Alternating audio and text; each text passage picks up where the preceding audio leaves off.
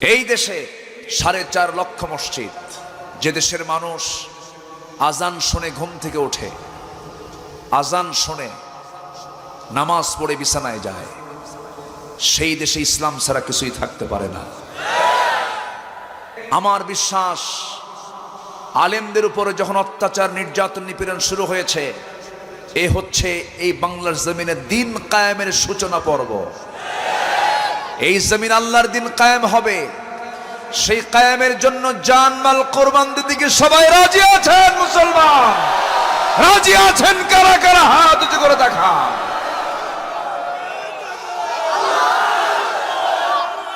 আল্লাহ সবাইকে কবুল করুন, জোরে বলি আমিন, আরো জোরে আমিন। সম্মানিত ভাইয়েরা, সম্মানিত বন্ধুগণ, সূরার নাম কি বলেন? সূরার নাম কি? মারিয়াম।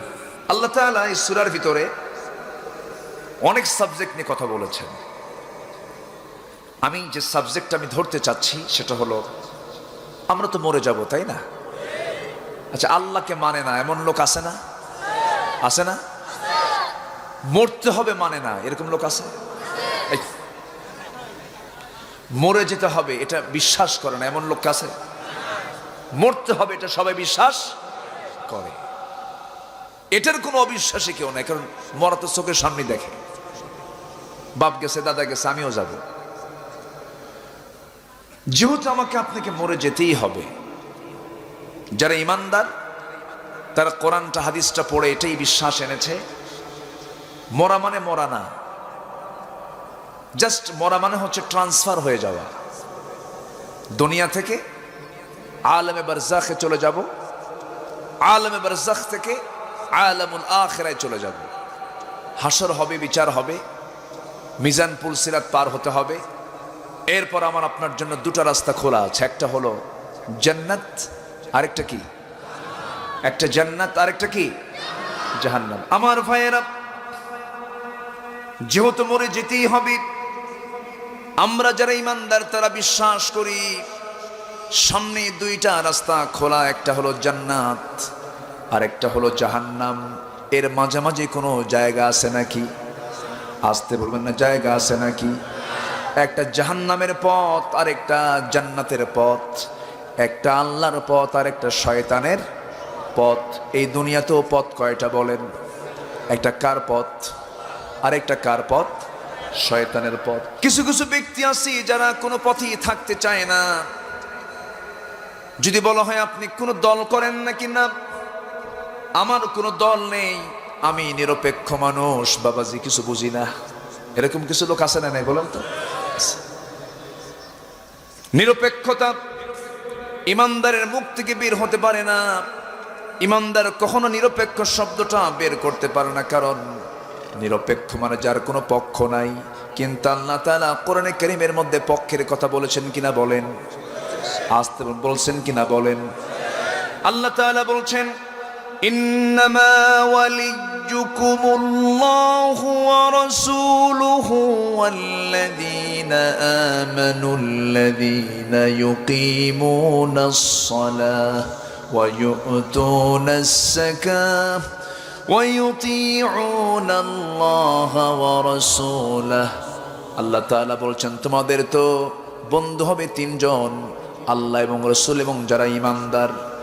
والذين آمنوا الذين يقيمون الصلاة ويؤتون الزكاة وهم راكعون ومن يتول الله ورسوله والذين آمنوا فإن حزب الله هم الغالبون। জোরে বলুন আল্লাহু আকবার। সূরাতুল মায়েদা 55 এবং 56 নম্বর আয়াতে আল্লাহ তাআলা বলে দিচ্ছেন, যারা আল্লাহকে বন্ধু বানাবে, রাসূলকে যারা বন্ধু বানাবে, ইমানদারকে যারা বন্ধু বানাবে, সেই দলটাই হলো আল্লাহর দল। কার দল বলেন? আল্লাহর দল। এবং তোমরা জেনে রেখে দিও, প্রকৃত আল্লাহর দলরাই হবে বিজয়ী। জোরে বলি সুবহানাল্লাহ। তাহলে দল করার দরকার আছে না নাই? দলের আরবি হলো হিজবুন, ইংরেজি হলো পার্টি। এখানে পার্টি অফ আল্লাহ, আল্লাহর দল কে করতে বলেছেন? আসতে বলবেন না, কে করতে বলেছেন? আর একটা কার দল?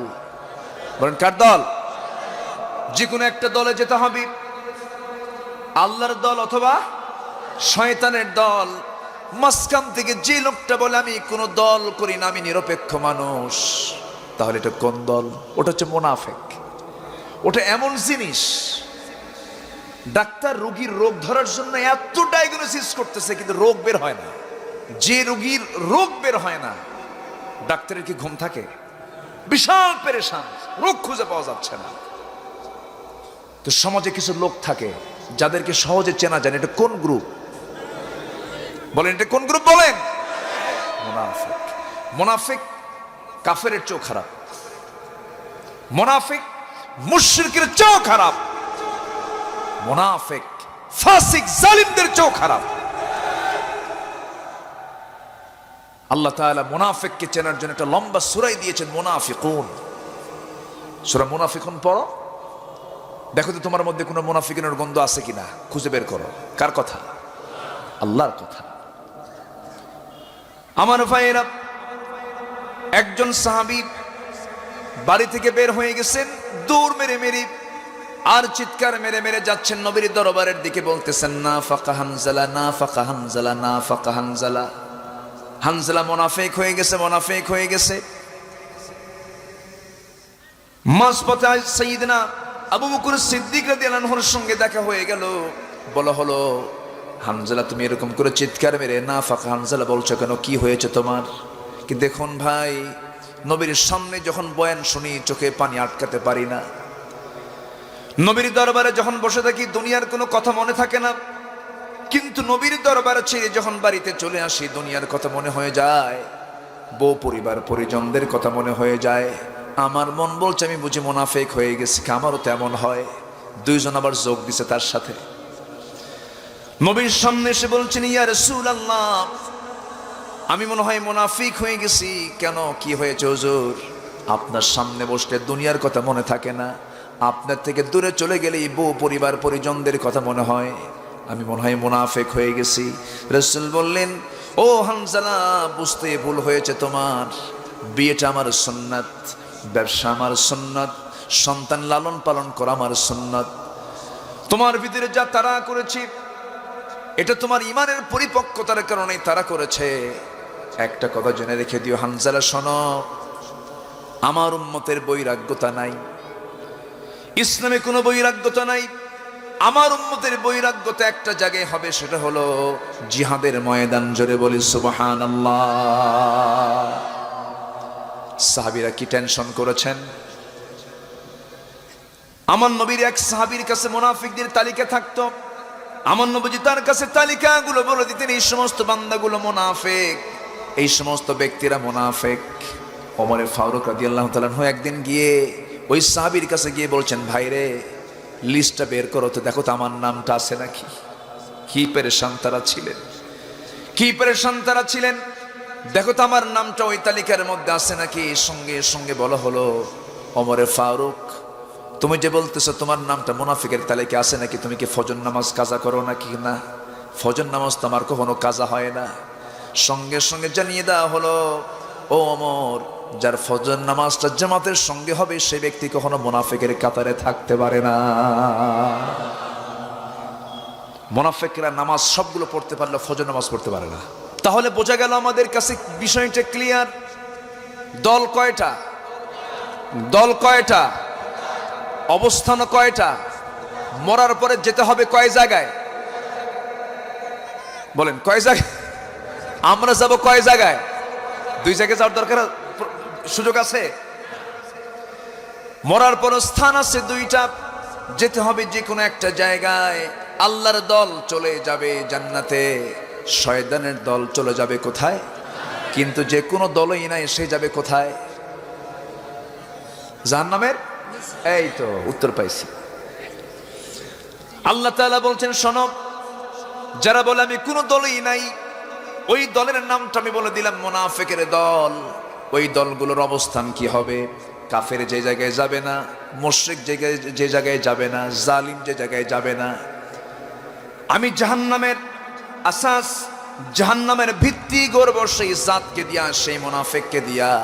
আল্লাহ তাআলা সুন্দর করে স্পষ্ট করে জানিয়ে দিচ্ছেন। সবাই পড়ুন আমার সঙ্গে, ঠোঁট মিলিয়ে বলুন, ইন্নাল মুনাফিকিনা ফিদ দারকিল আসফালি মিনান নার ওয়ালান তাজিদ লাহুম নাসীরা। মুনাফিকদের অবস্থান হবে জাহান্নামের সর্বনিম্ন তলদেশে, তার অবস্থান করবে। তাদের জন্য কোনো সাহায্যকারী থাকবে না, কারণ মুনাফিকদের দ্বারা ইসলামের যত বড় ক্ষতি হয়, একজন কাফেরের দ্বারাও তার এত বেশি ক্ষতি হয় না। মুনাফিক সবচেয়ে বেশি ক্ষতি করে ফেলে ইসলামের জন্য। নবীর পিছনে ইক্তেদা করেছি, নবীর পিছনে নামাজ পড়েছে, চোখের পানি ফেলে ফেলে কেঁদেছে, কিন্তু হুদের ডাক যখন এসেছে, সেই মুনাফিকরা নবীর সামনে থেকে তারা আউট হয়ে গেছে। নামাজ পড়লে পরে মুনাফিক চেনা যায় না, দান সদকায় মুনাফিক চেনা যায় না,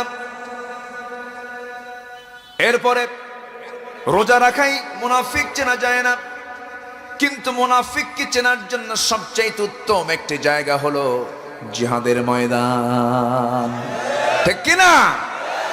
মুনাফিকরা সব কাজ করতে পারে কিন্তু জীবন দিতে চায় না।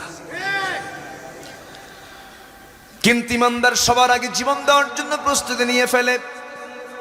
আমার নবীজি মুনাফিকদেরকে চিনতে পেরেছেন জিহাদের ময়দানে, এবং আমার নবীকে সবচেয়ে বেশি কষ্ট দিয়েছে কারা? এই মুনাফিকেরা। রাসূলকে সবচেয়ে বেশি কষ্টে ফেলেছে মুনাফিকেরা, যুদ্ধ লাগায় দিয়েছে মুনাফিকেরা। মদিনার মুনাফিকরা ইহুদিদের সঙ্গে যোগসাজশ করেছে, কুরাইশদের সঙ্গে যোগসাজশ করেছে, যুদ্ধের দিকে আগায় দিয়েছে মুনাফিকের বাচ্চারা।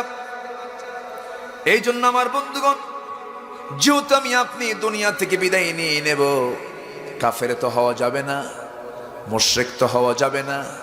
ঈমান যেহেতু এনেছি, মুমিন হব, কিন্তু মুনাফিকের কাতারে আমরা যাব না। জোরে বলি ইনশাআল্লাহ।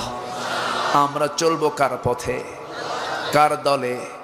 ইয়া আইয়াতুহান নাফসুল মুতমাইন্নাতু ইরজিই ইলা রাব্বিকি রাদিয়াতাম মারদিয়াহ ফাদখুলি ফি ইবাদি ওয়াদখুলি জান্নাতি। আমার ভাইরা, আমরা বান্দা হয়ে যাব কার? আসতে বলবেন না, বান্দা হয়ে যাব কার? আল্লাহর বান্দা হয়ে যাব। আল্লাহর নিবেদিত বান্দা হয়ে যেতে হবে, অবাধ্য বান্দা হওয়া যাবে না। আল্লাহর নিবেদিত বান্দা হলে পরে লাভ হলো, আল্লাহ বলবেন বান্দারে, তুই আমার হক যেহেতু আদায় করেছিস, আমার হক হলো তোকে সাহায্য করা, আমি তোকে জান্নাত দিয়ে দিলাম। আমার দায়িত্ব কার হক আদায় করা? আসতে বলবেন না, কার হক আদায় করা? আল্লাহ এবার বলছেন, শোনো বান্দা শোনো, আমি কিন্তু জাহান্নাম রেখে দিয়েছি, ভয়াবহ জাহান্নাম। জাহান্নামের দরজা হলো লাহা সাবাতু আবওয়াব। জাহান্নামের দরজা মোট কয়টা বলেন? 7টা দরজা। জান্নাতের দরজা কয়টা? 8টা। জাহান্নামের যে দরজা 7টা আছে, এই 7টা দরজা দিয়ে বান্দাকে আল্লাহ তাআলা জাহান্নামে ঢুকাবেন। এবং এই জাহান্নামের মধ্যে আবার কিছু গর্ত আছে, কিছু কেভ আছে, কিছু গুহা আছে। যারা জেলখানায় গেছেন, দুনিয়ার জেলখানা কিন্তু চতুর্দিকে প্রাচীর দিয়ে ঘুরানো একটা বিস্তৃত জায়গা, বন্ধু বান্ধব সেখানে থাকে, আবার গাঁজাও খায়, বিড়ি টানাটানি আসি। জেলখানায় বিড়িও পাওয়া যায়, পানও পাওয়া যায়, তাসও খেলে, দাবাও খেলে, সেখানে সব চিত্ত বিনোদন, সেখানে খেলাধুলাও আছে। কিন্তু জেলখানার মধ্যে আরেকটা জেল আছে, সেটার নাম হচ্ছে সেল। সেটার নাম কি? সেল। ওই সেলের ভিতরে ওই আসামিটাকে একা একাই থাকতে হয়। ছোট্ট জায়গার মধ্যে তাকে পেশাব পায়খানা করতে হয়, সেই জায়গায় তাকে খাইতে হয়, ঘুমাতে হয়। দারুণ একটা কঠিন জায়গা হলো সেল। জেলের মধ্যে আরেকটা জেল হলো, সেটা হলো সেল। ফাঁসির আসামিদেরকে সেই জায়গায় রাখা হয়। আল্লাহ তাআলা বলছেন, বান্দারে, তোকে তো আমি 7টা জাহান্নাম তোর জন্য রেডি রেখে দিয়েছি, তুই যদি আমার অবাধ্য হয়ে যাস, এর মধ্যে কিছু বিশেষ একটা জায়গা আছে জাহান্নামের মধ্যে, আরো ভয়াবহ জাহান্নাম, ভয়াবহ একটা গর্ত আছে, সেল আছে। সেই সেলটার নাম হলো গাইয়া, গাই নামক দোজকের গর্ত। বান্দা তুই যদি দুইটা কাজ না করে আসিস, আমি তোকে আগেই জানাই দিচ্ছি, জাহান্নাম শুধু নয়, জাহান্নামের সেই ভয়াবহ গর্তের মধ্যে আমি তোকে ঢুকায় দেব। যেরকম নাউজুবিল্লাহ। শুনবেন সেই কথাগুলো, শুনবেন সবাই? সবার কি আগ্রহ আছে? আসুন আমরা আলোচনার দিকে চলে যাচ্ছি। আল্লাহ তাআলা বলেন, فخلف من بعدهم خلف أضاعوا الصلاة واتبعوا الشهوات فسوف يلقون غيا। আল্লাহ তাআলা বলছেন, শোনো বান্দা, তোমাদের মধ্যে যদি দুইটা জিনিসের যদি কোনো অপূর্ণতা দেখতে পাই, নাম্বার ওয়ান হলো নামাজ যদি আদায় না করো, নামাজ যদি নষ্ট করে ফেলো। নামাজ বিনষ্ট যারা করবে, নাম্বার ওয়ান হলো নামাজকে যারা নষ্ট করবে। নামাজ নষ্ট দুইভাবে হয়, একটা হচ্ছে নামাজ না পড়ার মধ্য দিয়ে নষ্ট হয়ে যাওয়া, আবার নামাজ পড়েও নামাজ নষ্ট হয়। আছে না নাই বলেন? নামাজ পড়তেছে কিন্তু তার নামাজ হচ্ছে না। কেন নামাজ হচ্ছে না? নামাজ পড়তেছে আল্লাহর নিয়মে, ওইদিকে মদের আইনও পাশ করে। আছে না নাই? নামাজ কি মদের আইন পাশ শিখায়? এদেশে পুরুষদের জন্য বিয়ের বয়স কত? বিয়ের বয়স যেহেতু 21 বছর, তো এবার একটু সংযোজন করছে। 21 বছরের নিচে কোনো লোক, কোনো যুবক মদ খেতে পারবে না। 21 বছর হলে, বিয়ের বয়স হয়ে গেলেই মদ খেতে পারবে। কি কথা কি বুঝতেছেন? মানে 21 বছরের বিয়া প্লাস মদ দুটো একসঙ্গে চলবে। এবং বিশেষ দ্রষ্টব্য, শুক্রবারে মদের দোকান বন্ধ থাকিবে। আমার কথা কি বুঝতেছেন? আচ্ছা, এই আইন যদি কেউ পাশ করে, সে যদি নামাজ পড়ে, তার নামাজ কি হবে? আসতে বলেন কেন? নামাজ কি হবে? নামাজ এবং মদ এক জায়গায় থাকতে পারে? নামাজের রেজাল্ট কি? ইন্নাস সালাতা তানহা আনিল ফাহশাই ওয়াল মুনকার। নামাজ মানুষকে অশ্লীলতা, বেহায়াপনা, নির্লজ্জতা, পাপ কাজ থেকে দূরে রাখে। তাহলে এমন নামাজ পড়ছে যে মদের আইন পাশ করতেছে। কি কথা কি বুঝতেছেন আপনারা? আচ্ছা, হজও করে। কি করে? হজও করে। তাহলে কি বাদ আছে কোন? শয়তানও খুশি, শয়তানও যেন বেজার না হয়, আল্লাহও যেন খুশি হয়। দেখেন না, আমার দেশের অভিনেত্রী অভিনেতারা মাঝে মাঝে হজে যায়, ওমরায় যায়। এই তো কয়েক মাস আগে এক মহিলা গেছে, অভিনেত্রী গেছে ওমরায়। ওমরা থাকা অবস্থায় দেশে লাগছে ওরিনে পেঁয়াজ। এমন পেঁয়াজ লাগছে, মন্ত্রীর সঙ্গে পেঁয়াজ লেগে গেছে। ও তো বোতল খাইয়া কি কইছে আল্লাহ জানে, ওর তো মনেও নাই মনে হয়। বোতল খাইলে তো মনে থাকার কথাও না। ওইদিকে এখন ওমরায় যায়া লাইভে এসে বলতেছে, প্রিয় দেশবাসী, আমি অর্ধযুগ ধরে আমি দেশের শিল্প চিত্র জগতে আমি অভিনয় করে যাচ্ছি, জাতির সেবা করে যাচ্ছি। কি কথা কি বুঝতেছেন? আমি দীর্ঘদিন যাবত সুনামের সঙ্গে এই দায়িত্ব পালন করে আসতেছি। আমার বিরুদ্ধে একটা অভিযোগ দেওয়া হয়েছে, আমি পরিস্থিতির শিকার, আমার কোনো দোষ নেই।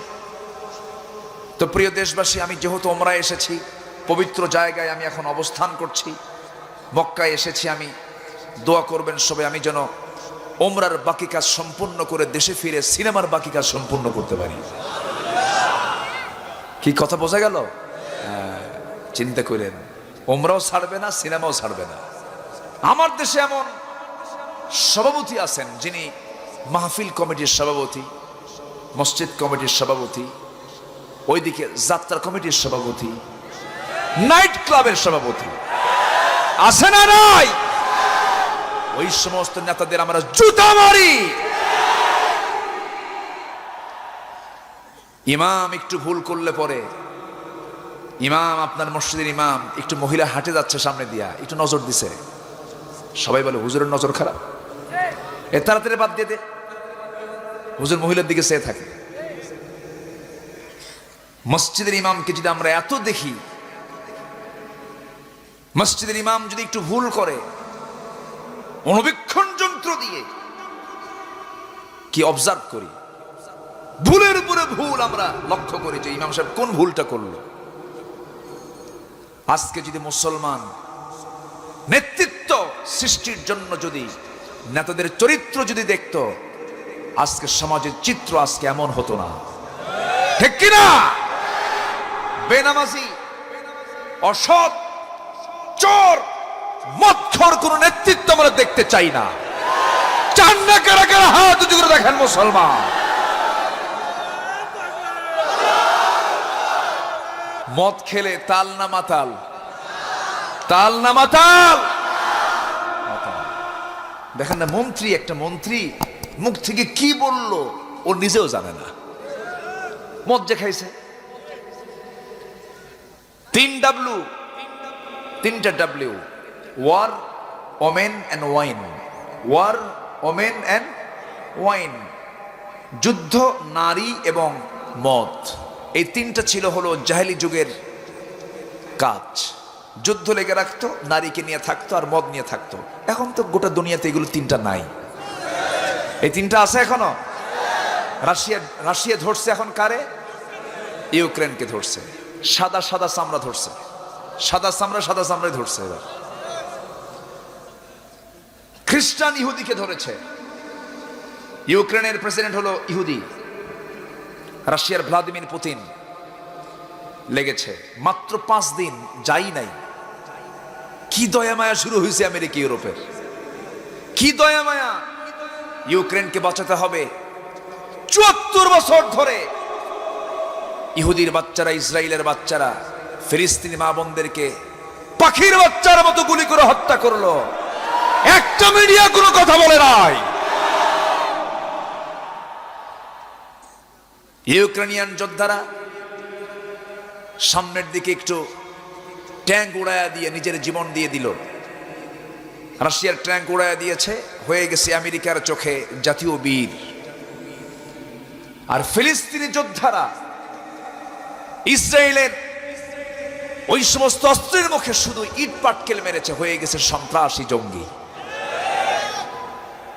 সময় বেশি দিন নাই, সুপার পাওয়ার কিচ্ছু পাওয়ার কুলাবে না। জালিম কখনো টিকতে পারে না। নিউ ওয়ার্ল্ড অর্ডার, গোটা পৃথিবীর এখন চাহিদা হলো ইসলাম, ঠিক কিনা? এই পৃথিবীর নেতৃত্বে আসবে ইসলাম, এই পৃথিবীর নেতৃত্ব দেবে মুসলমান। সেই দিকে এগুচ্ছে পৃথিবী, আমরা এগিয়ে যাব। জোরে বলি ইনশাআল্লাহ, আর জোরে বলি ইনশাআল্লাহ। ইতিহাস তাই বলে, কোরআন তাই বলে। সম্মানিত ভাইয়েরা, সম্মানিত বন্ধুগণ, জমিন আজকে গজবের উপযুক্ত হয়ে গেছে। 5টা কারণে জমিনে গজব আসে। 1 নাম্বার হলো মদ যখন হালাল মনে করা হবে।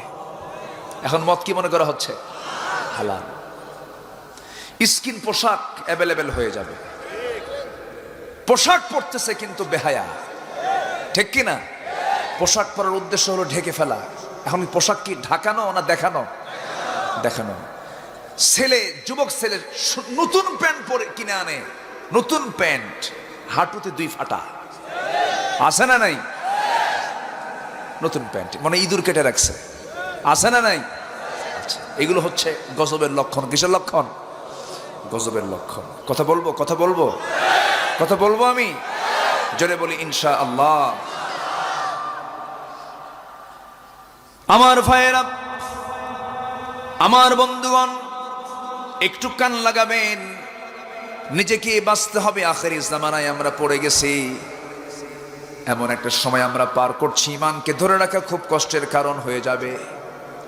জ্বলন্ত আগুন তালুতি রাখা যতটুকু না কষ্ট, তার চাইতে বেশি কষ্ট হবে ইমানটাকে টিকে রাখা।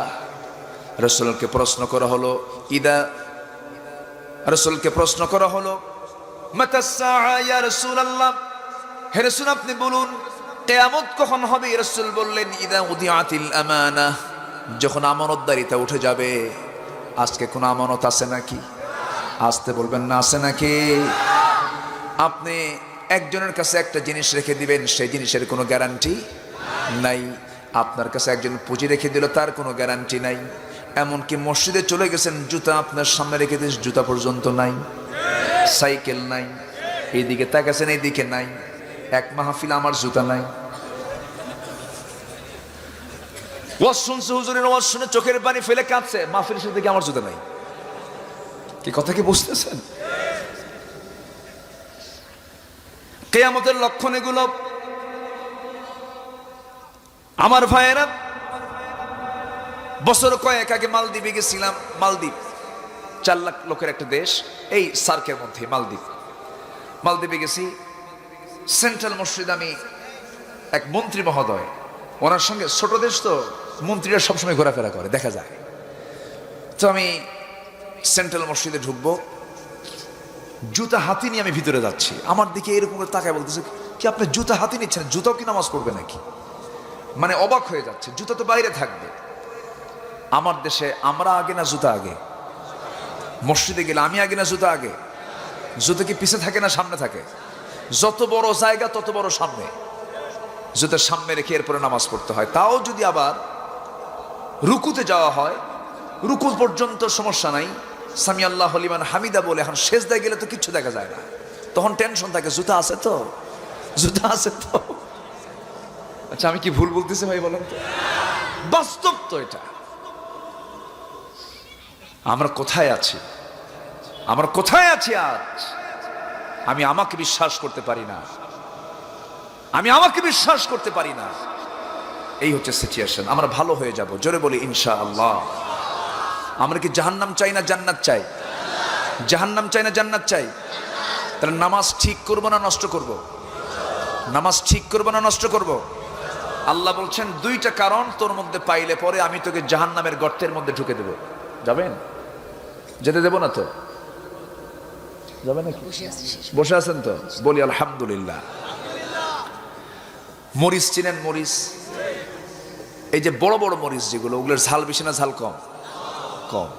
আর একটা মরিচ আছে ছোট্ট, আবার খাড়া মরিচ, উল্টা, ঝাল কম না বেশি?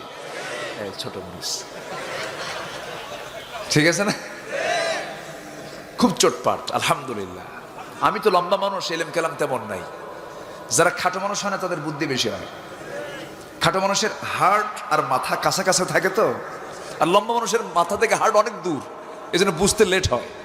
তাহলে আমরা কি নামাজ নষ্ট করব? কেউ নামাজ ঠিক করবো না নষ্ট করব? নামাজ পড়লে কি ঠিক হয়ে গেল? নামাজ ঠিক করতে হলে মতকে বিশ্বাস করা যাবে না। নামাজকে ঠিক করতে হলে দুনিয়ার কোন আইনকে বিশ্বাস করা যাবে না মুসলমান, তাহলে নামাজ ঠিক হবে। খালফুন আদাউস সালাহ, এটার তাফসীরে 2 রকম বর্ণনা আসছে। নামাজ না আদায় করে নষ্ট করা, নামাজ আদায় করেও নষ্ট করে। দেখেন এই আয়াতের আবার তাফসীর আসছে সূরা মাউনে। সূরা মাউন তো ঘরের সূরা, সবাই বলেন একটু। আল্লাহ তাআলা বলেন, আরাআইতাল্লাযী ইউকাযযিবু বিদ্দীনি ফাযালিকাল্লাযী ইয়াদউল ইয়াতীম ওয়া লা ইয়াহুদ্দু আলা তাআমিল মিসকিন ফাওয়াইলুল লিল মুসাল্লিন الذين هم عن صلاتهم ساهون الذين هم يراءون ويمنعون الماعون জোরে বলুন আল্লাহু আকবার। ওই সমস্ত মুসল্লির জন্য ওয়াইল, ওই সমস্ত মুসল্লির জন্য ধ্বংস। মুসল্লি কি বলেন? ফাওয়াইলুল লিল মুসাল্লিন, ওই সমস্ত মুসল্লির জন্য, নামাজির জন্য ধ্বংস। নামাজির জন্য আবার ধ্বংস কে চাচ্ছেন? আল্লাহ চাচ্ছেন। তাহলে নামাজ পড়লে কি নামাজি হওয়া যায়? এখানে আল্লাহ তাআলা বলছেন খালফুন আদাউস সালাত, যারা নামাজকে নষ্ট করে। ওইদিকে আল্লাহ তাআলা বলছেন ওই সমস্ত মুসল্লির জন্য ধ্বংস, যে সমস্ত মুসল্লিরা কি করে? আল্লাযীনা হুম আন সালাতিহিম সাহুন, যারা নামাজ অবহেলা করে আদায় করে। নামাজে কোনো গুরুত্ব থাকে না, নামাজে কোনো মনোযোগিতা থাকে না, নামাজের মধ্যে হুজুরি কালবটা থাকে না, নামাজের মধ্যে খুশু খুশু ভাবটা থাকে না। সূরা মুমিনুনের ভিতরে আল্লাহ তাআলা মুমিনদের কিছু গুণ তুলে ধরেছেন, মুনাফিকদের মধ্যে মুনাফিকের বদগুণ তুলে ধরা হয়েছে। সূরা মুমিনুন আল্লাহ তাআলা নামাজের 2টা দিক তুলে ধরেছেন। প্রথম দিকে বলেছেন ওয়াল্লাযীনা হুম ফি সালাতিহিম খাশিউন। শেষের দিকে সে বলছেন ওয়াল্লাযীনা হুম আলা সালাওয়াতিহিম ইউহাফিযুন। জোরে বলুন আল্লাহু আকবার। নামাজে খুশু খুশু ভাবতে থাকতে হবে, নামাজের ক্ষেত্রে যত্নবান হতে হবে। সাহাবীরা কত কষ্ট করে মনোযোগ দিয়ে নামাজ পড়েছেন। জিহাদের ময়দানে সীমান্ত প্রহরায় দুজন সাহাবীকে রাসূল নিয়োগ দিয়েছেন আব্বাদ এবং আম্মার রাদিয়াল্লাহু আনহুমা। এই দুজনকে দাঁড়িয়ে রাখা হলো। হঠাৎ করে আম্মার বলছেন, ভাই আব্বাদ, ঘুম পাচ্ছে আমার চোখে, আমি একটু ঘুমাতে গেলাম, যাও তুমি ঘুমাও। তরবারি নিয়ে দাঁড়ায় আছেন, সীমান্ত পাহারা দিচ্ছেন।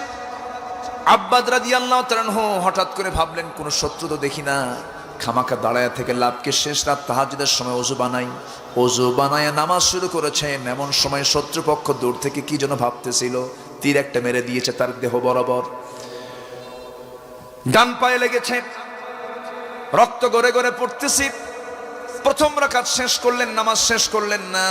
দ্বিতীয় রাকাতে এসে আবার শত্রু আরেকটা তীর মেরে দিয়েছে, বাম পায়ে লেগেছে, রক্ত গড়ে গড়ে পড়ে। কিন্তু ওই আব্বাদ নামাজটা ছাড়তেছেন না, নামাজ বাদ দিচ্ছেন না।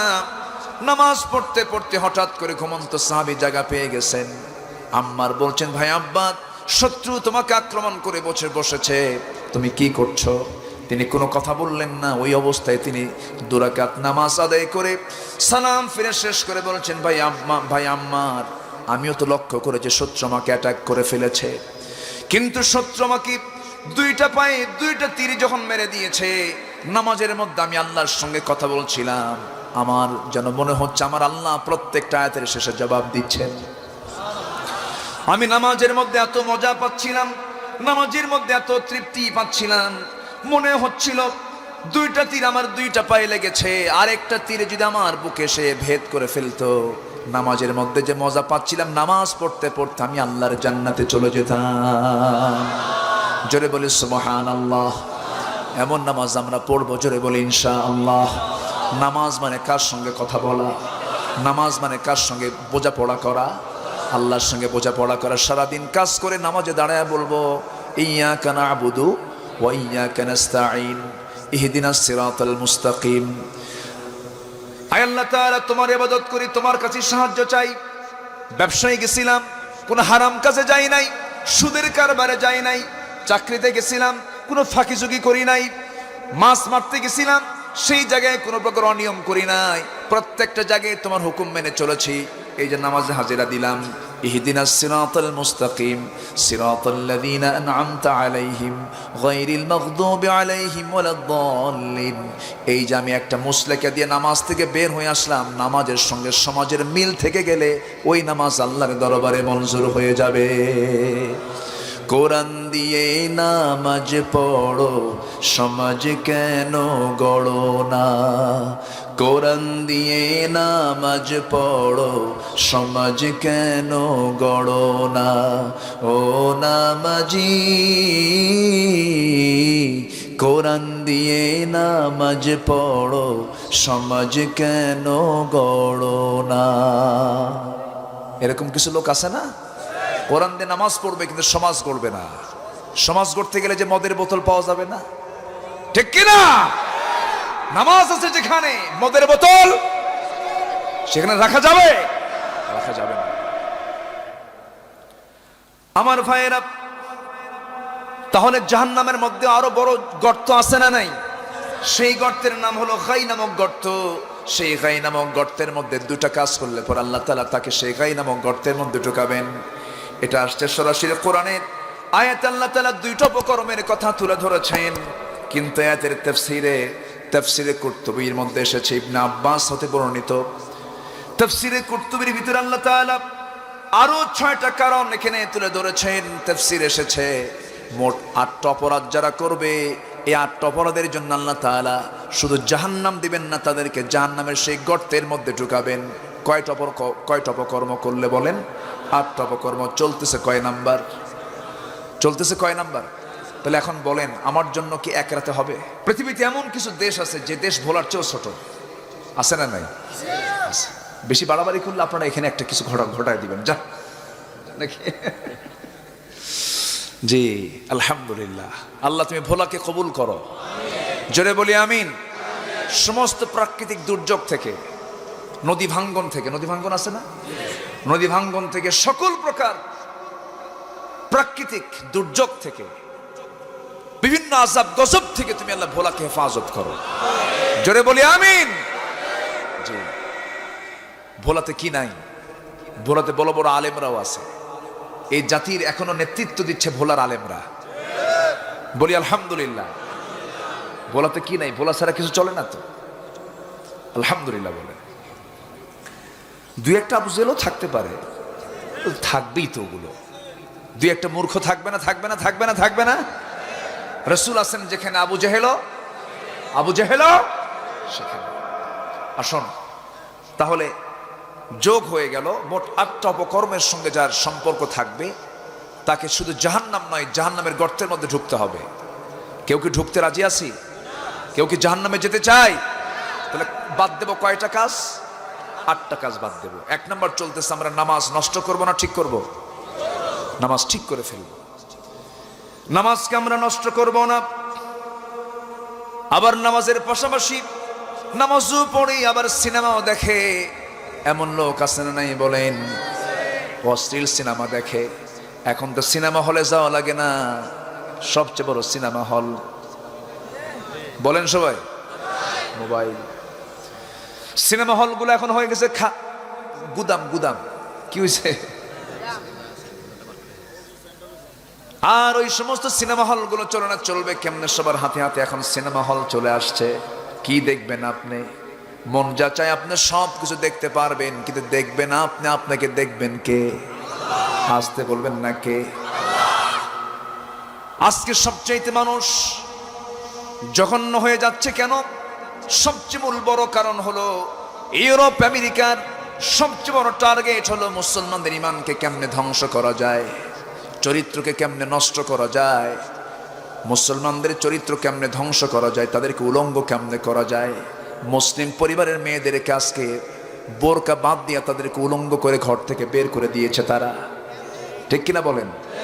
আজকে মুসলিম পরিবারের মেয়েদের গায়ে কোনো কাপড় চোপড় আছে? আসতে বলবেন না আছে?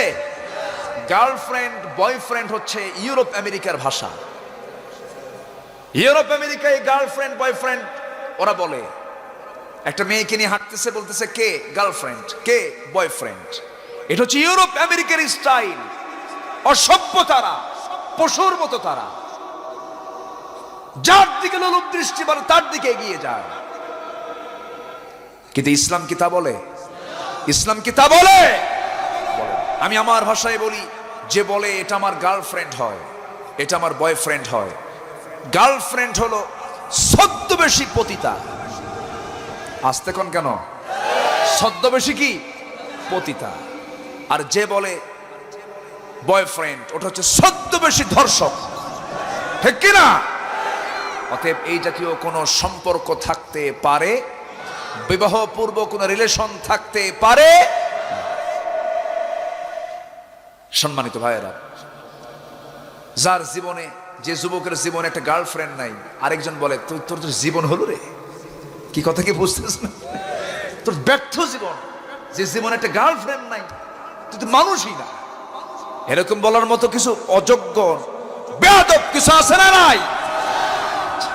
গার্লস স্কুলের সামনে যে কিছু কিছু যুবক আছে এতিমের মতো বসে থাকে, আছে না? আছে না? আছে না? মনে হয় বাপও নাই মাও নাই।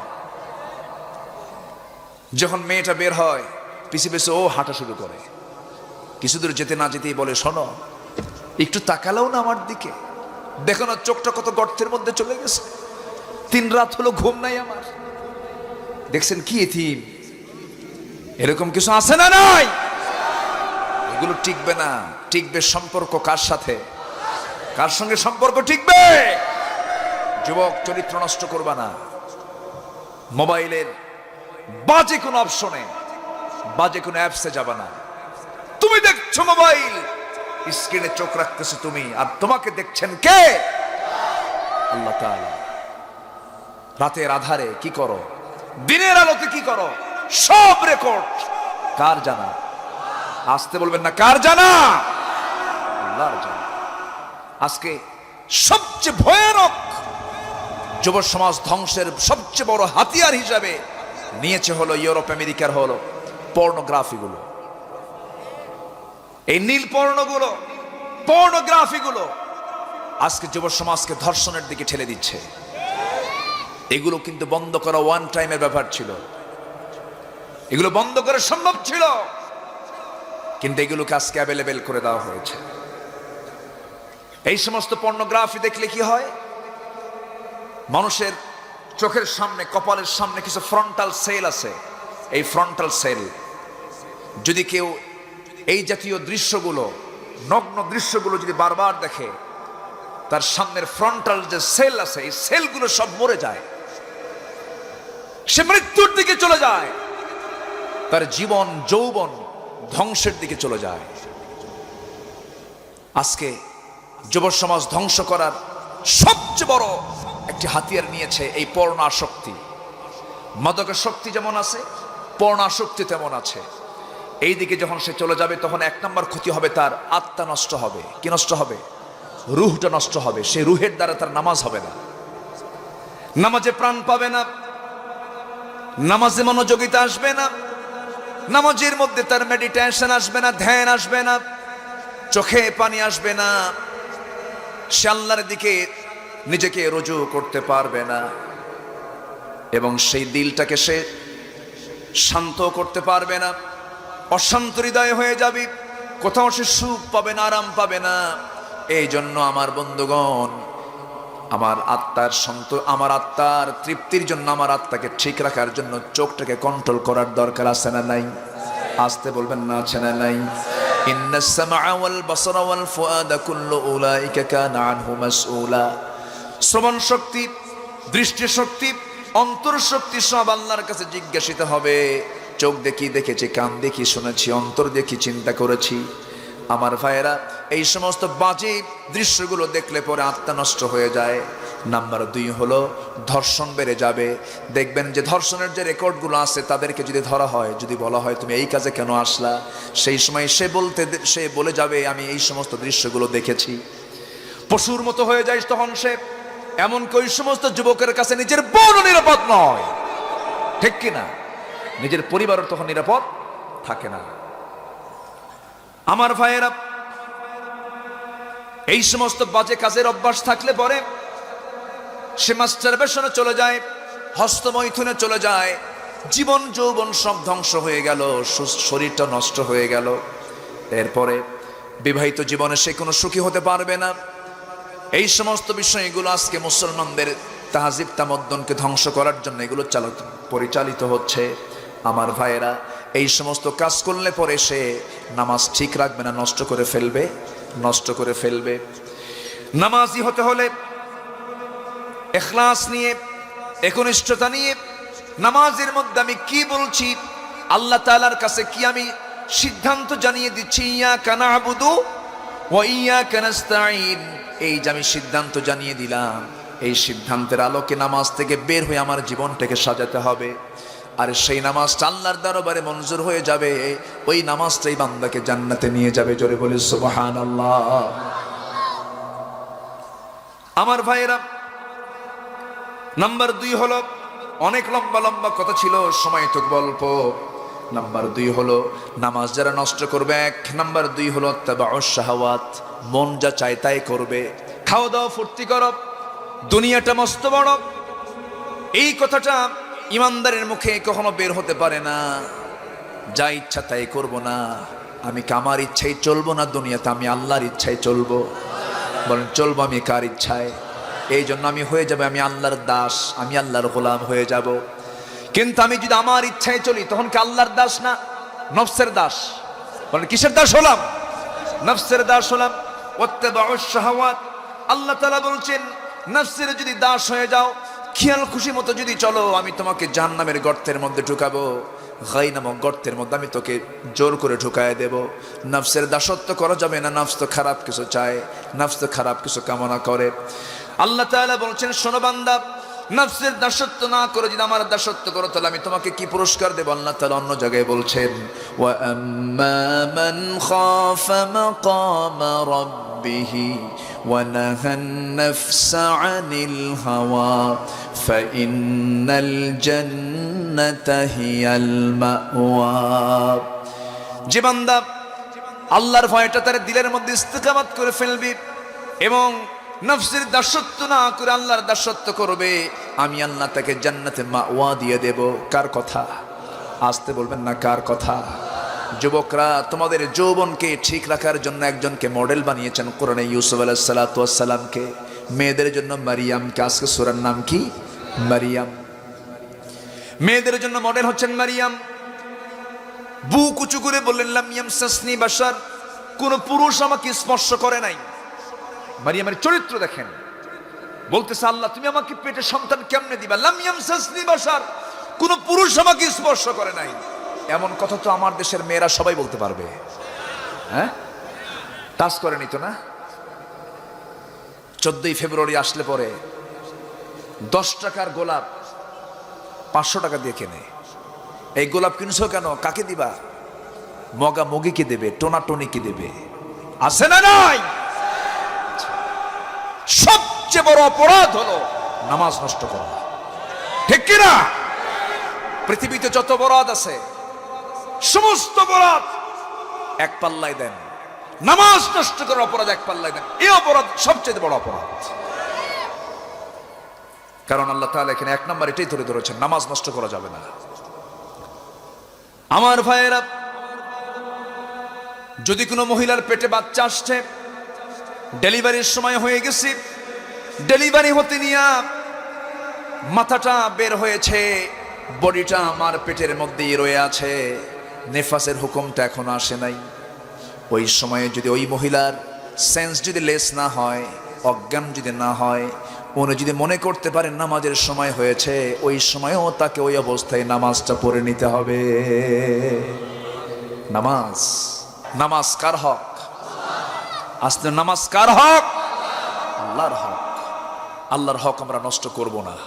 নামাজ পড়বো আমরা কয় ওয়াক্ত? 5 ওয়াক্ত। এই নামাজ 5 ওয়াক্ত ছিল না, নামাজ তো 50 ওয়াক্ত হয়েছিল। আমার নবীজি 50 ওয়াক্ত নামাজ নিয়েই চলে আসতেছেন মেরাজ থেকে, কয়েক আসমান পার হয়ে চলে আসছেন। এক আসমানে এক নবী আটকা দিয়ে বলে, আল্লাহ তাআলা আপনাকে কি কি দিলেন উম্মতের জন্য? 50 সালাতান, 50 ওয়াক্ত নামাজ। তাই ও চলবে না, নামাজ কমাতে হবে। আমার রাসূল বলেন, ভাই এটা কেমন করে হলো? আল্লাহ দিয়েছেন ফয়সালা, আপনি এটা কেমন কি বলতেছেন? না ঠিক আছে, আপনি নবী বড় এবং আল্লাহর সিদ্ধান্তই চূড়ান্ত, এটাও ঠিক আছে, কিন্তু আমি যতটুকু আমার অভিজ্ঞতা, আমার, আপনি নবী বড় হতে পারেন, কিন্তু আমি তো উম্মত চাষাইছে আগে, আমি বুঝি উম্মতের কি দশা। নামাজ 50 ওয়াক্ত হবে না, নামাজ কমাতে হবে। তাহলে এখন কি করা যায়? তা আপনি আল্লাহর কাছে আবার যান, আমি আর যেতে পারবো না। আপনি যান আল্লাহর কাছে, আল্লাহ যদি কিছু বলে আপনি আমার নামটা নেবেন। জোরে কান সুবহানাল্লাহ। সে নবীর নাম কি? মুসা। কঠিন নবী এটা, আল্লাহু আকবার বলেন। আল্লাহকে মাঝে মাঝে তিনি আটকায় ফেলতেন। একদিন আল্লাহকে বলতেছেন, আল্লাহ শোনো, কি? আচ্ছা তুমি জান্নাত বানাইছো, ভালো কথা, তো জাহান্নাম বানাইছো, জাহান্নামের গর্ত বানাইছো কার জন্য? কে বান্দার জন্যই। কে বান্দাকে তুমি এত মহব্বত করে বানালা, এত ভালোবাসো বান্দাকে, সেই বান্দাকে জাহান্নাম দিতে নিয়ে তোমার কি একটুও দয়া হবে না? দেখছেন পেঁয়াজ লাগাইছে কোন জায়গায়। আল্লাহ বলতেছে, মুসা তুমি বলার উদ্দেশ্য কি? আল্লাহ তোমার থেকে একটু জানতে চাই, একটু আটকায় দিলাম, একটু বলো না আমাকে, একটু বুঝাও। জোরে কোন সুবহানাল্লাহ। আল্লাহ বলতেছে, তাই তুমি এই মুহূর্তে গম নাও, গমের কিছু দানা নাও, এই গমের কিছু বীজ নিয়ে তুমি জমিনে ছিটায় দাও। এখানে কিসের আবাদ হয়েছে? এখানে গম না? আমি তো গমই দেখলাম আসতে নিয়ে, যে গম, এই তো, হ্যাঁ, তো গম ছিটায় দেওয়া হয়েছে। আল্লাহ বলেন, মুসা তুমি গমের আবাদ করো।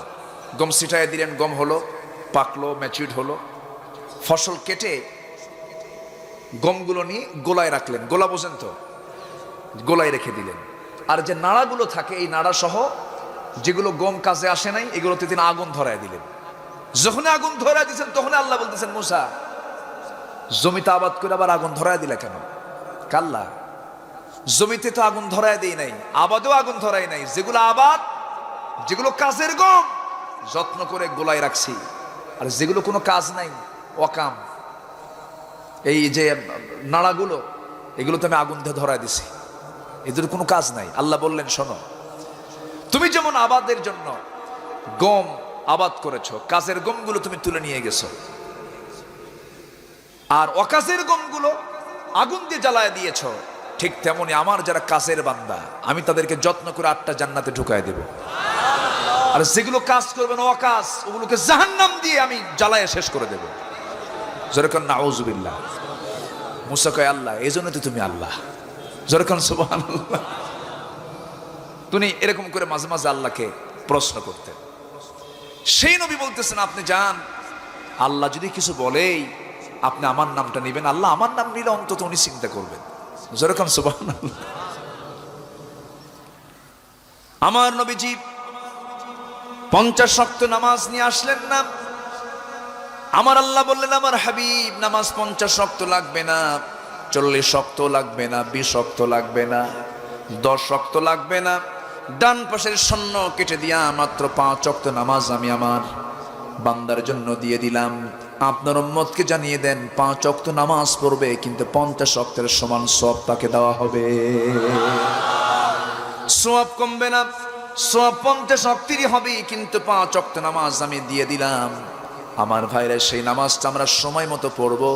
আইয়ুল ইসলামী খাইর, রাসূলকে বলা হলো, আইয়ুল আমালি হাব্বু ইলাল্লাহ, আল্লাহর কাছে সবচাইতে প্রিয় কাজগুলো কি কি? রাসূল বললেন, 1 নাম্বার আসসালাতু আলা ওয়াক্তিহা, সময় মতো নামাজ। এরপরে কি? বিররুল ওয়ালিদাইন, পিতামাতার সঙ্গে সুন্দর আচরণ করা। এরপরে কি? রাসূল বললেন, আল্লাহর পথে জিহাদে ঝাঁপিয়ে পড়া। জোরে বলে সুবহানাল্লাহ। আমার ভাইয়েরা, এই হাদিসের ভিতরে আল্লাহর হক আছে, বান্দার হক আছে, পিতামাতার হক আছে, এবং নিজের ইমানকে মজবুত করার জন্য, নিজের ইমানকে যাচাই করার জন্য জিহাদের কথাও এসেছে।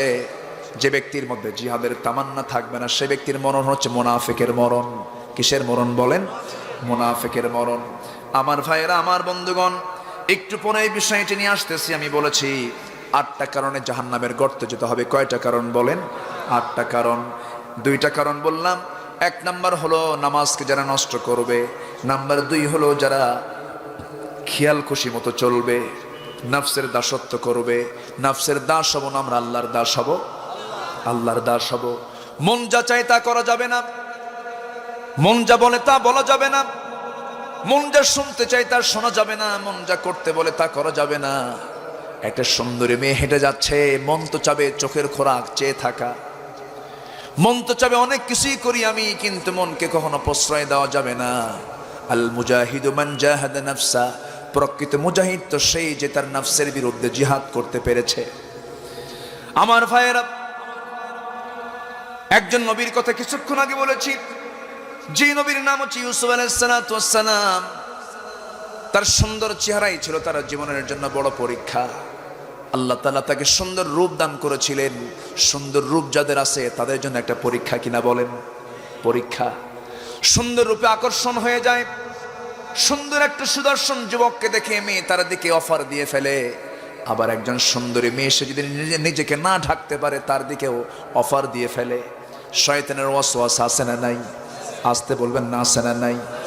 সেদিন একজন আমাকে প্রশ্ন করে, হুজুর 2 বছর ধরে একটা মেয়ের সঙ্গে আমার প্রেম হয়েছে। আমি বললাম, প্রেম কিসের রে? কে প্রেম হয়েছে? রিলেশন। হ্যাঁ, তারপরে কি হয়েছে? 2 বছর ধরে আমার সঙ্গে রিলেশন হলো, এমনকি আমার সঙ্গে দৈহিক সম্পর্ক হওয়ার পর মেয়েটা আমাকে ফাঁকি দিয়ে যাচ্ছে। ওর কি গুনাহ হবে না হুজুর? দেখছেন আমার কথা কি বুঝতেছেন? আমারে বলতেছে, হুজুর 2 বছর ধরে রিলেশন হওয়ার পর সে আমাকে ফাঁকি দিয়ে চলে যায়, ওর কি গুনাহ হবে না? আমি বললাম, তুই হারামজাদা, এইদিকে আয়। এই হচ্ছে অবস্থা আজকে সমাজের। প্রশ্ন শুনলেও বোঝা যায় যে কি অবস্থা, কি চলছে আজ। ফোন তো আছেই, মোবাইল তো আছেই। আরেকজন প্রশ্ন করতেছে যে, হুজুর শেষ রাত্রিতে মাঝে মাঝে ফজর সময় আমি চেতন পাই না। যদি কোনো চেতন পাওয়ার জন্য, জায়গা পাওয়ার জন্য কোনো বান্ধবী যদি তাকে ফোন দিয়ে জাগায় দেয়, এটা কি জায়েজ হবে না হুজুর? দেখছেন, বান্ধবীর জায়গাতে উঠবো ফজর নামাজ পড়তে, এরকম আছে না নেই বলেন? এগুলো করা যাবে না। একজন পুরুষের জন্য জীবনে বন্ধু বান্ধবী একজন হবে, সে কে হবে? এই আল্লাহ কিসের? একজন পুরুষের জীবনে বান্ধবী হবে একজন, সে কে? বলেন কে? স্ত্রী। একজন স্ত্রীর জন্য তার জীবনে বন্ধু হবে, পুরুষ একজন বন্ধু হবে, সে কে? স্বামী। এছাড়া এরকম বন্ধু কোথাও খুঁজে বের করা যাবে কখনো না, এটা খেয়াল রাখতে হবে। ইউসুফ আলাইহিস সালামের সুন্দর চেহারাই ছিল তার জীবনের জন্য বড় পরীক্ষা। এমন সুন্দর চেহারা ছিল তার চেহারার বর্ণনা আল্লাহ তাআলা সূরা ইউসুফে তুলে ধরেছেন। জুলাইখা তার প্রেমে আকৃষ্ট হয়ে পড়ল, এমন অবস্থা পাগলের মতো হয়ে গেছে। রাজপ্রাসাদের 12টা দরজা লক করে ঘরের মধ্যে তুলে নিয়ে বলতেছে, ইউসুফ আমার তো মন পারে না, আমি তো অস্থির হয়ে যাচ্ছি, আমি তোমার জন্য দিওয়ানা হয়ে যাচ্ছি, আমি তোমাকে ছাড়া বাঁচবই না, আমার দিকে একটাবার তাকাও। ইউসুফ আলাইহিস সালাম বললেন, জুলাইখা তোমার দিকে তাকানো জায়েজ থাকলে আমি তাকাতাম, আল্লাহ পাক তাকানোকে হারাম করেছেন, আমি তাকাতে পারবো না। জোরে বলি আল্লাহু আকবার, আরো জোরে আল্লাহু আকবার। ঈমান কি শুধু নামাজে? ঈমান কি শুধু নামাজে? না। ইউসুফ আলাইহিস সালাম নফসের দাস হলেন না, নফসের তাবেদারি করলেন না। ওই মুহূর্তে জুলাইখা তার সৌন্দর্যের সকল প্রস্রাব তার সামনে ডিসপ্লে করে দিল। মাথার চুলের খোপাটা ছেড়ে দিল, চুলটা লম্বা লম্বা চুল ছেড়ে দিয়েছে, প্রশস্ত বুকটা তার সামনে ওপেন করে দিয়েছে, কাপড়ের পাট্টাগুলো খুলতে শুরু করেছে, নৃত্য পরিবেশন শুরু করে দিয়েছে, পান পাত্রগুলো সাজানো, সুন্দর বিছানা সাজানো, সব কিছু গুছানো রেখে বলতেছি, ইউসুফ সব তোমার জন্য আমি আয়োজন করেছি, আমি তো রাজরানী, আমি তো রাস্তার কোনো মহিলা নই, আমি তোমাকে ওয়াদা করছি আমার এবং তোমার সঙ্গে যে সম্পর্ক, এই গভীর সম্পর্ক পৃথিবীর একটা প্রাণীও জানবে না, শুধু আমি আর তুমি জানবো। ইউসুফ আলাইহিস সালাম বলেন, জুলাইখা এটাই তো ঈমান, তুমি তো বুঝতে পারো নাই, যেখানে আমরা দুজন আছি সেখানে সবচেয়ে বড় একজন সাক্ষী আছেন, তিনি হচ্ছেন আমার আল্লাহ তাআলা। জোরে বলি সুবহানাল্লাহ। ও যুবক, তোমাদের কাছে আমার বিনয় আবেদন, একটু বোঝার চেষ্টা করো। যখন তোমার খুবই খারাপ লাগবে, সূরা ইউসুফটা বেশি করে পড়বি, নফল নামাজে দাঁড়িয়ে যাবে, আল্লাহর কাছে নেক স্ত্রী কামনা করবে, দোয়া করবে, রব্বানা হাব লানা মিন আজওয়াজিনা ওয়া যুররিয়াতিনা কুররাতা আ'য়ুনি ওয়াজআলনা লিল মুত্তাকিনা ইমামা। তুমি একটা মেয়ের দিকে তাকাচ্ছ, তোমার বাড়িতে বোন আছে না নাই? আসতে বলবেন না, আছে না নাই? এক মহিলা এক সাহাবী রাসূলের সামনে এসে বললেন, ইয়া রাসূলুল্লাহি আমার মন চাই জিনা করতে, আমি জিনার কাজ কখনো বাদ দিতে পারবো না। আমার রাসূল খেপলেন না, রাগলেন না, কারণ আমার নবীজির মধ্যে কৌশল ছিল, দাওয়াতের হিকমত ছিল। রাসূল খেপে গেলেন না, রাসূল সাহাবীকে আস্তে করে বসায়া দিলেন, তুমি কি করবা? হুজুর জিনার কাজ আমি বাদ দিতে পারবো না, জেনা আমি ছাড়তে পারবো না। রাসূল বললেন, জেনা তুমি যদি নাই ছাড়তে পারো, তোমাকে একটা প্রশ্ন করি, কি তোমার আম্মার সঙ্গে যদি কেউ জেনা করতে আসে, হুজুর আমি এটা সহ্য করতে পারবো না। তোমার বউয়ের সঙ্গে যদি কেউ জেনা করতে আসে, হুজুর আমি তাকে মেরে ফেলবো। তোমার মেয়ের সঙ্গে যদি কেউ জেনা করতে আসে, হুজুর আমি তাকে হালে ছেড়ে দেব না। এই কথা শোনার সঙ্গে সঙ্গে সাহাবীর চোখে পানি টলমল করছে। রাসূল বলছেন, সাহাবী তোমার চোখে পানি কেন, কান্দো কেন? হুজুর সত্যিকার করে বলছে, আপনি সত্যি আল্লাহর নবী। জোরে কোন সুবহানাল্লাহ। আমি তো কিছুক্ষণ আগেই যে বুঝটা আমার ছিল না, এখন বুঝ হয়ে গেছে। হুজুর আমার মেয়ের সঙ্গে কেউ জেনা করবে, আমি তো সহ্য করতে পারবো না। আমার বউয়ের সঙ্গে কেউ জেনা করবে, আমি সহ্য করতে পারবো না। হুজুর আল্লাহর কসম করে বলে দিচ্ছি, আজকে থেকে সকল প্রকার জেনার কাজ আমি জীবন থেকে মুছে দিলাম। জোরে বলে সুবহানাল্লাহ।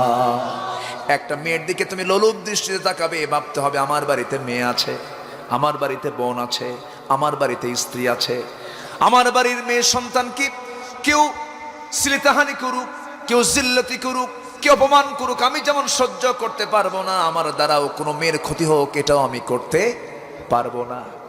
আমার দুঃখ লাগে বেশ্যাবৃত্তির লাইসেন্স যারা দেয় তাদের বাড়ি থেকে মেয়ে নাই, তাদের বাড়িতে মেয়ে নাই, মেয়ে আছে না নাই? আমার দেশে এমন কিছু মহিলা আছে যারা বুকের গলায় যৌনকর্মীর লাইসেন্স বুকে নিয়ে সামনে ওপেন ঘুরে বলে I M A sex worker. আফসোস, ধিক্কার জানাই তাদের, যাদের ঘরে মেয়ে মা থাকার পরে এমন জাতীয় লাইসেন্স তারা কেমন করে দেয়, ঠিক কিনা? আমার মার ইজ্জতের দাম আছে না নাই? আমার মার সম্মান আছে না নাই?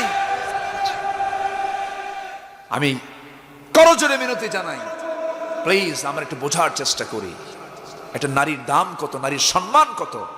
সে নারীকে আজকে নামাতে নামাতে কত নিচে আমরা নামিয়ে এনেছি। আজ নারীকে সবচেয়ে দাম দিয়েছেন বেশি আমার নবী মুহাম্মদ সাল্লাল্লাহু কোন যুগে? যে যুগে একটা নারী জন্ম নিয়েছে, শুধু নারী হয়ে জন্ম নিয়েছে, এটা ছিল অপরাধ। বিআইয়ি যামবিন কুতিলাত, হত্যা করা হয়েছে, জীবন্ত পুঁতে মারা হয়েছে। জাহেলি যুগের সবচেয়ে বড় 5টা সমস্যা ছিল। কয়টা সমস্যা ছিল? 5টা। নাম্বার 1 হলো শিরকের সমস্যা। কিসের সমস্যা? শিরক। এখন শিরক আছে না? আসতে বলবেন না, আছে না নাই? আচ্ছা। নাম্বার 2 হলো সুদ। নাম্বার 2 কি? এখন তো সুদ নাই। কমছে না বাড়ছে? বাড়ছে। তাহলে আগেও ছিল, এখনো, তাহলে লাভটা কি? নাম্বার 3 হলো মাদক। মাদক আছে না নাই? আচ্ছা। নাম্বার 4 হলো নারীর অবমাননা। আছে না? আছে না? আছে। নাম্বার 5 হলো গোত্রীয় হানাহানি। আগে গোত্রীয় হানাহানি হতো, এখন একই দল করে দলীয় কোন্দলে এদেশের মৃত্যুর হার কমছে না বাড়ছে? কমছে না বাড়ছে? ক্রিশ্চিয়ান না মারামারি, গোত্রীয় হানাহানি। আছে না? আছে। তাহলে আগে ছিল ওল্ড জাহেলিয়াত, এখন হয়ে গেছে নিউ জাহেলিয়াত। কোনো তফাৎ নাই, সব বন্ধ হয়ে যাবে। সকল নেতৃত্ব ছাড়ো, নবীর নেতৃত্ব ধরো, সকল আইন বর্জন করো, আল্লাহর আইন হাতে নাও। রাজি আছেন কারা কারা? হাত উঁচু করে দেখাও।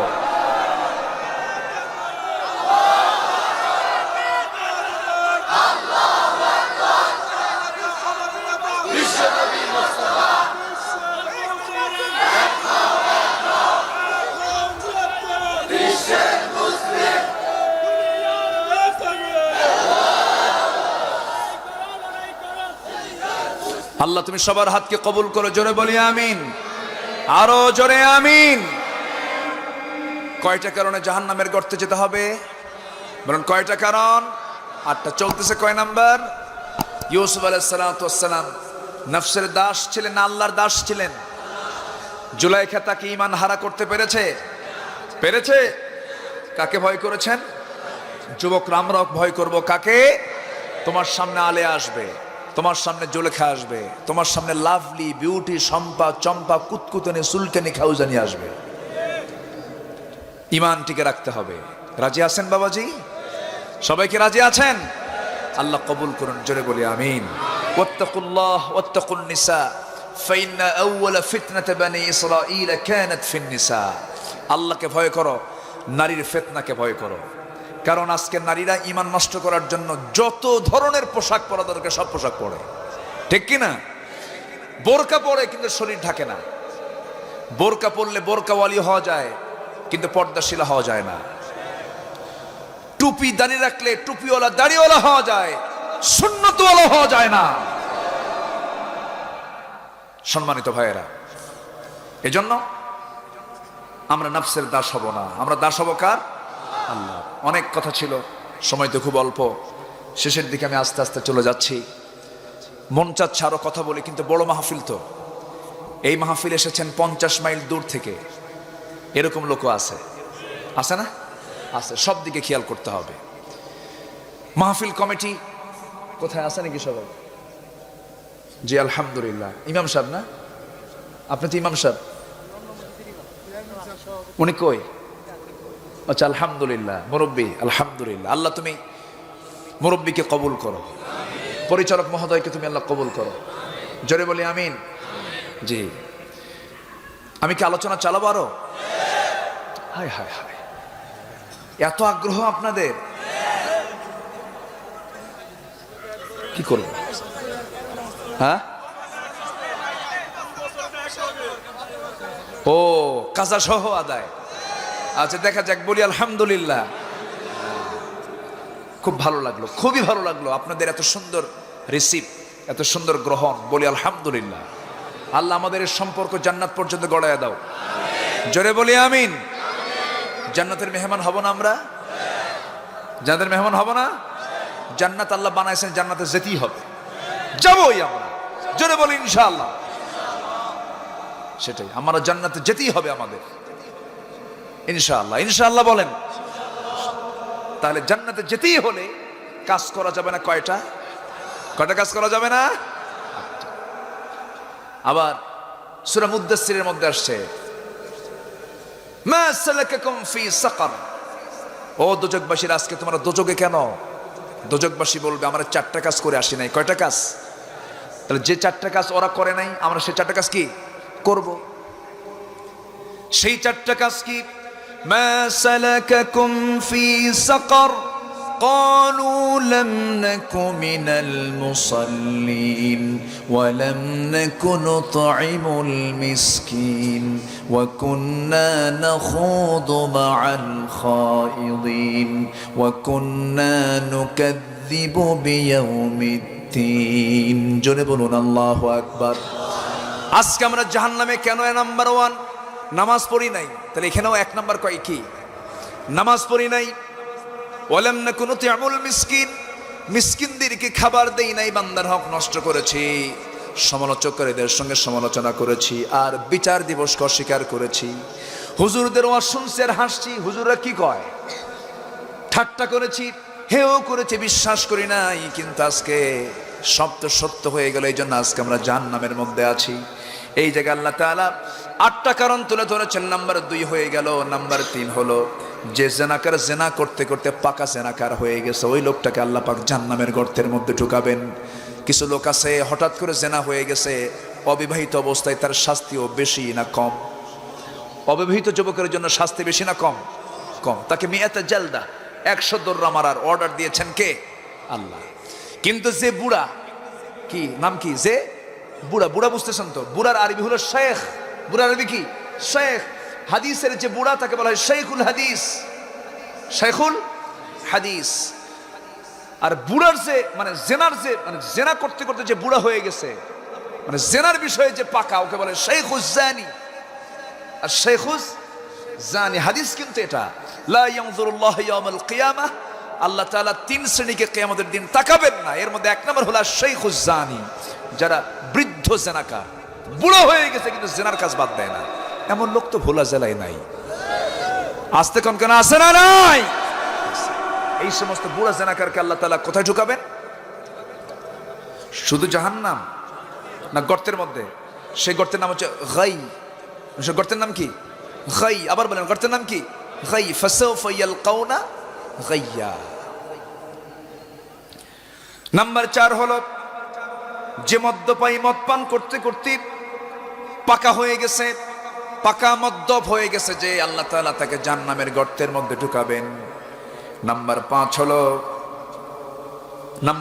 হলো যে সুদখোর, সুদের কারবার করতে করতে সুদটাকে জায়েজ মনে করে, এমন লোক বাংলার জমিনে আছে না নাই? বসে বসে খায়, সুদের কারবারগুলো করে, ওই লোকগুলোকে আল্লাহ তাআলা জাহান্নামের গর্তের মধ্যে ঢুকাবেন। নাম্বার 6 হলো যে সন্তান পিতামাতার হক আদায় করে না, এমন সন্তান বাংলাদেশে কমতেছে না বাড়তেছে? কিছুক্ষণ আগে পরিচালক মহোদয় বললেন না, কে যেন বললেন, টাকার অভাব নাই, সম্পদের অভাব নাই, ধানমন্ডির বাসিন্দা, ছেলে অস্ট্রেলিয়া থাকে, কত যোগ্যতা, ছেলে মেয়ে সবাই সেটেল, সবাই সিটিজেনশিপ ইউরোপ আমেরিকার, এত কিছু থাকার পরেও যে অস্ত্র তার নিজের সেফটির জন্য কিনেছিল, লাইসেন্স সহ নিয়েছিল, সেই সিকিউরিটি নিশ্চিত করার জন্য সেই যে পিস্তল তার হাতে ছিল, সেই পিস্তল দিয়ে জীবনটা দিয়ে দিচ্ছে কেন? এর মূল কারণ অন্য কিছু নয়, সন্তান পিতাকে দেখে না, পিতার সন্তানকে দেখে না। এই জন্যই কিন্তু এই অবস্থাগুলো হয়ে যাচ্ছে। শুধু সন্তানের যে দোষ হবে তাও না, সন্তানের জন্য পিতামাতাকে দায়ী হতে হবে, আবার পিতামাতার জন্য সন্তানকেও দায়ী হতে হবে। এই বিষয়গুলো বুঝতে হবে। যারা এই সমস্ত হকগুলো আদায় করবে না, আল্লাহ তাআলা তাকে জাহান্নামের গর্তের মধ্যে ঢুকাবেন। নাম্বার 6 হলো, নাম্বার 7 হলো যে মিথ্যা সাক্ষী দেবে, মিথ্যা মামলা এবং মিথ্যা সাক্ষীদাতা, আল্লাহ তাআলা গর্তের মধ্যে ঢুকাবেন। মিথ্যুক সাক্ষী বাংলার জমিনে আছে না নাই? আসতে বলবেন না, আছে না নাই? তোমার টাকা আছে, প্রভাব আছে, তোমার ব্যক্তিগত প্রভাব খাটাইয়া তোমার চেয়ারটিকে রক্ষা করার জন্য ফেরেশতা চরিত্রে মানুষগুলোকে মামলা দিয়া ধর্ষক বানায়া জেলখানায় রাখবা। কিয়ামতের দিন বুঝবা আল্লাহ পাক তোমাকে জাহান্নামের ওই গর্তের মধ্যে ঢুকাইয়া ছাড়বে। ঠিক কিনা আমার ভাইয়েরা? নাম্বার 8 হলো যে নারী অপর সন্তানকে স্বামীর সন্তান বলে চালায়া দেবে, অর্থাৎ জেনার কাজে লিপ্ত হবে। আজকে দুনিয়াটা কত জঘন্য হয়ে গেছে। এই দুনিয়াতে আজকে নারীর পেট পর্যন্ত ভাড়া পাওয়া যায়। বইয়ের পেটে সন্তান নেবে না, একটা নারীর পেট নিয়ে আসবে। কার পেট? নারীর পেট নিয়ে আসবে। নারীকে কিনে নেবে 10 মাসের জন্য, সে নারীর পেটের সন্তানটা দিয়ে দেবে, সেই সন্তানটা আবার সে নিয়ে নেবে।